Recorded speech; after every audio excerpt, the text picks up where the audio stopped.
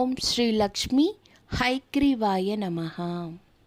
ఉపాసన పరంగా మానవ జంతు ఆకృతులను కలిగిన దేవతలు శీఘ్ర అనుగ్రహ ప్రదాతలు.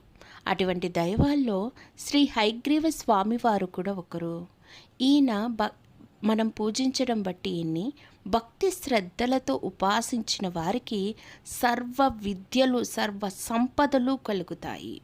అలాగే ఈయన అనుగ్రహం పొందడం చాలా తేలిక. ప్రతిరోజు ఈయన యొక్క స్తోత్రాన్ని జస్ట్ మనం జపించడం ద్వారానే ఐశ్వర్యాలు ప్రసాదిస్తారు. ఐశ్వర్యాలు ప్రసాదించే శ్రీ హయగ్రీవ సంపద స్తోత్రాన్ని గనక మనం రోజుకొక్కసారన్నా జపం చేసుకున్నట్లయితే, స్తోత్రం చదివినట్లయితే ఆయన యొక్క అనుగ్రహం అంతులేనిది. ఇప్పుడు ఆ స్తోత్రం తెలుసుకుందాం. మరి హయగ్రీవ హయగ్రీవ హయగ్రీవేతి వదినం నరముచ్చంతి పాపాని దరిద్రమివ యోషితః హయగ్రీవ హయగ్రీవ హయగ్రీవేతి యో వదేత్ తస్య నిస్సరతే వాణి జహ్నుకన్యా ప్రవాహవత్ హయగ్రీవ హయగ్రీవ హయగ్రీవేతి యో ధ్వనిః విశోభతే స వైకుంఠ కవటోద్ఘాటన క్షమః. శ్లోకత్రయమిదం పుణ్యం హయగ్రీవ పదాంకితం వాదిరాజయతి ప్రోక్తం పఠతాం సంపదాం పదం. ఈ స్తోత్రం చాలా బాగుంది కదండి.